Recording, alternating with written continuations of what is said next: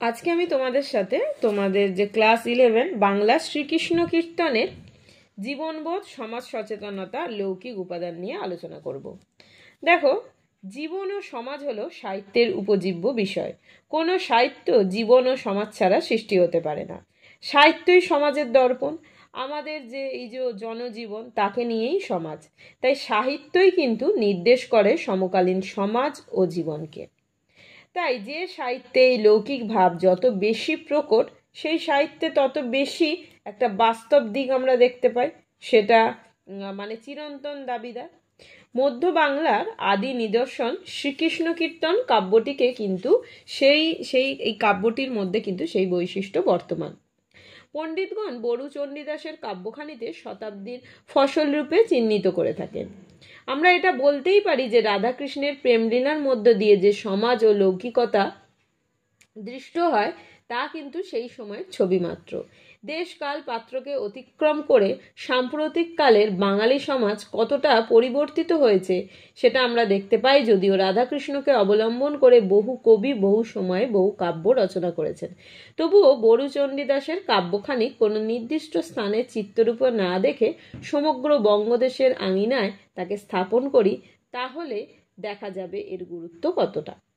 তো দেখো, দান খণ্ডে আমি আগের ভিডিওতে আমি খণ্ডগুলো তোমাদের কিছু কিছু বলেছিলাম।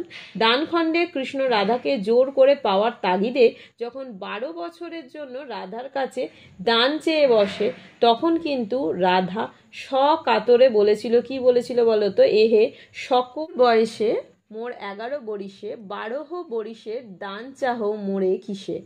তো দেখো, এই যে বাক্যটা, এই বাক্যটার মধ্যে কি বুঝতে পারছি আমরা? যে 11 বয়সেই, তার যখন 11 বছর বয়স, তার বিবাহ হয়েছে।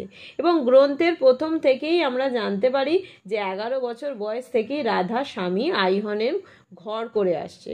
অর্থাৎ তখন যে বঙ্গদেশে বাল্য বিবাহ, গৌরীদান প্রথা প্রচলিত ছিল, সেটা কিন্তু আমরা নিঃসন্দেহে বুঝতে পারি। স্বামী শাশুড়ি সখীকে নিয়ে একটা পারিবারিক পরিমণ্ডল যে ছিল, তারও আমরা প্রমাণ পাই। রাধার মাথায় দুধের পসরা নিয়ে মথুরা যাওয়ার নির্দেশ করে। জীবিকার তাড়নায় তখনকার সময় বাড়ির মেয়ে বউরাও ঘরের বাইরে পা বাড়াতো।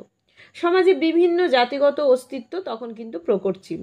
যেমন মোর মন পড়ে যেন কুম্ভারের পনি, কিংবা কান্দে কুড়ুয়া লওয়া তেলি আগে যায়। এর মধ্য দিয়ে কুমার ও তেলি জাতীয় সমাজের আমরা প্রত্যক্ষ কিন্তু প্রমাণ পাই।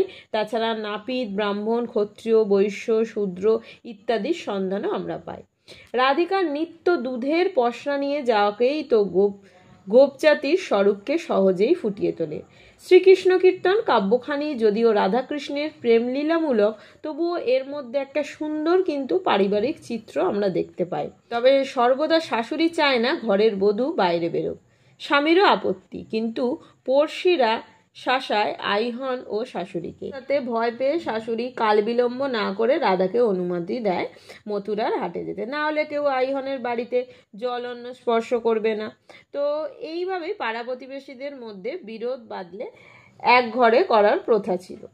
বংশীখণ্ডে গৃহবধূ রাধিকার রন্ধনশালায় একটি পরিপূর্ণ চিত্র ফুটে ওঠে। পূর্বের বিরূপতা ত্যাগ করে কৃষ্ণ কর্তৃক বলপূর্বক কয়েকবার সম্ভোগের পর রাধিকা যখন কৃষ্ণ অনুরাগে উন্মুখ, তখন বেজে ওঠে বাঁশির সুর। রাধা বলেই ফেলল, বাঁশি শবদে মো আওলাইল রান্ধন। প্রতিদিন সে যত্নের দ্বারা রান্না করে স্বামী শাশুড়িকে খেতে দেয়। আজ সব যেন বাঁশির শব্দে গোলমাল হয়ে গেল। তো এইগুলো আমরা দেখি। তারপর ওই রান্ধনের জুতি সে আজ খুঁজে পায় না। পটল ভাজতে গিয়ে ভুল করে কাঁচা সুপরি ঘিয়ে ভাজতে যায়, হাঁড়িতে জল না দিয়ে চাল চড়ায়, অম্বলে ঝাল আর নিম তেঁতোতে লেবুর রস নিংড়ে দেওয়ার মধ্য দিয়ে বাঙালি পরিবারের রন্ধনশালার একটা পরিপূর্ণ চিত্র কিন্তু আমরা দেখতে পারি। যাত্রাকালে একটা শুভ অশুভের সংস্কার মানা হতো, সেগুলোও কিন্তু এখানে আমরা স্পষ্ট দেখতে পাই। বংশীখণ্ডে দেখবে পদের মাধ্যমে আমরা এগুলো দেখতে পাই। তারপরে অধুনাকালে গ্রাম বাংলার মানুষজনের মধ্যে তিক্ত বচসা শুরু হলে যেমন অশ্লীলতার সীমা মাঝে মধ্যে ছড়িয়ে যায়, অনুরূপ শ্রীকৃষ্ণ কীর্তনে রাধা ও কৃষ্ণের কটূক্তির মধ্য দিয়েও কিন্তু তার আভাস পায়। আবার দানখণ্ডে কৃষ্ণের হাত থেকে রক্ষা পেয়ে যখন মামি ও ভাগ্নের সম্পর্ক টানে, তখন কৃষ্ণ নির্লজ্জের মতো বলে, নহসি মাওলানি রাধা সম্বন্ধে শালী। এই বাক্যে একা রাধিকা অভিশাপ দেয়, দই আখিয়াও পরুক তার কন্দ। বিনিময়ে কৃষ্ণ তাকে পামরি ছোনারি নারী বলে গাল দিয়ে রাধা কৃষ্ণের বাপ তুলে বলে, বান্ধিতে না পারো তোষমার বাপে। এই কটূক্তির মধ্য দিয়ে তো আসল গ্রাম্য একটা স্বরূপ কিন্তু আমরা ফুটে উঠতে দেখি। তো এই সমস্ত কিছু কিন্তু আমরা এখানে দেখতে পাই। স্ত্রীলোকের অলঙ্কার প্রসাধনের চর্চাও কিন্তু আমরা এখানে দেখতে পাই। শ্রীকৃষ্ণ কীর্তন বৈষ্ণব সাহিত্য রূপে আখ্যা পেলে বাংলাদেশে তখন কিন্তু শক্তি পূজার বেশ প্রচলন ছিল। তার স্বরূপ মেলে রাধা বিরহের অংশে। রাধা যখন কৃষ্ণের জন্য উন্মাদিনী প্রায় বড়াইকে বারে বারে সুধায় মথুরা থেকে কৃষ্ণ এনে দিতে, তখন বড়াই তাকে কিন্তু সান্ত্বনা দেয়। শুধু চণ্ডীই কেন, শীতলা, ষষ্ঠী, কালী প্রভৃতি শক্তিময়ীর উল্লেখ আছে। এছাড়া শুভ তিথি বারগুণ সম্পর্কে মানুষের ছিল সজাগ দৃষ্টি। নারী হত্যাই যে তখনকার সময় শ্রেষ্ঠ পাপকর্ম বলে বিবেচিত হতো বানখণ্ডে, শতেক ব্রহ্মাবধ নহে যার তুল বাক্যের মধ্যে কিন্তু এটা প্রকটিত। সর্বোপরি রাজকর আদায়ের প্রথা শ্রীকৃষ্ণ কীর্তনের সময় বেশ প্রচলন ছিল, তা কৃষ্ণের দানী সেজে পথের মাঝে বসে থাকার মধ্য দিয়ে প্রমাণিত হয়। তাই বলতে হয়, গ্রাম্য পরিবেশে দুই অনভিজ্ঞ নরনারীর রাগ অনুরাগ মিলন বিরহের কাব্য হয়েও শ্রীকৃষ্ণ কীর্তন তৎকালীন সমাজের স্থাপন আধারে এমনভাবে উজ্জ্বল হয়ে উঠেছে, তা সত্যিই বিস্ময়কর। এক কথায় একে মধ্যযুগীয় সমাজের দলিল রূপে চিহ্নিত করা যায়। আজকে আমি এত অবধি আলোচনা করলাম। নেক্সট ভিডিওতে তোমাদের নেক্সট কোনো টপিক নিয়ে আলোচনা করব। Thanks for watching. টাটা।